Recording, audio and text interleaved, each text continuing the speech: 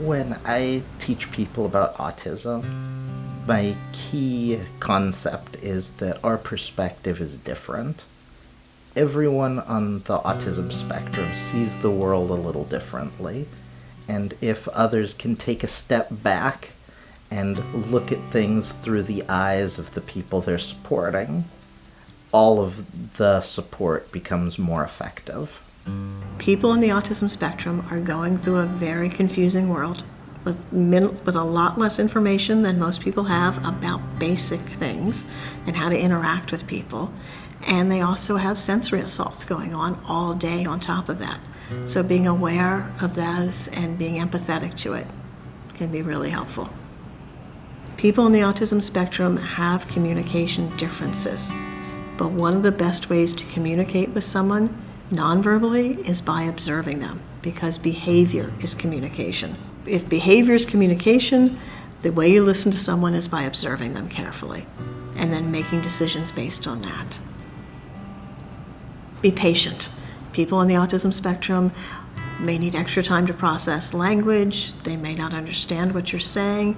It may not make sense to them. Patience is going to be a virtue.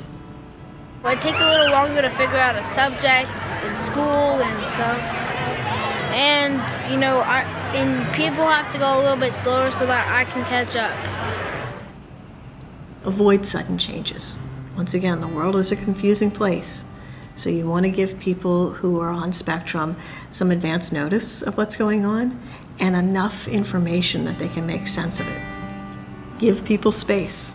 You will probably not get personal space from a lot of people on spectrum, but at the same time, particularly due to sensory issues, they're going to need their own personal space. So always be careful. Don't touch someone, even in a very minor way, without first checking with them, because the touch may be something that's too much for them to handle. The main advice I have for autistic people, for families, friends, therapists of autistic people, that I want you to hear is do not automatically try to change the traits that come with autism. Do not automatically try to shape an autistic person's behavior and what they do and who they are to match a neurotypical person.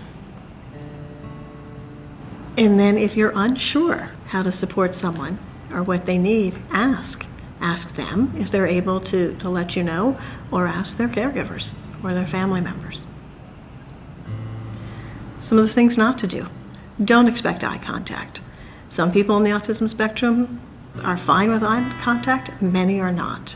And the reason for what I've been told by autistic adults is that when they're trying to process language and it's taking a lot of effort, eye contact on top of that is too much information.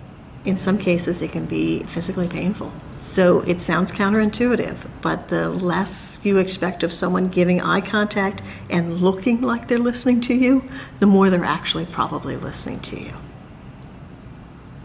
Under the idea of circumstances, people on spectrum tend to have sensory processing differences. So looking at the environment around them, trying to determine if, is there a trigger there? Is it too hot, too cold? Is it too noisy? Are the light fixtures upsetting to them? Those are the sorts of things to be looking at in the environment. What could be causing a stress or a trigger? Sit with the child, sit with the person, and just be present.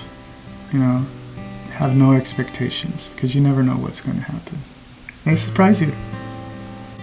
As long as you don't expect your child to either to be super limited, because that's not helpful to assume that your child will be limited, or as long as you don't expect them to just try really hard to fit into the neurotypical kid mold, then you can have you can raise this really amazing person.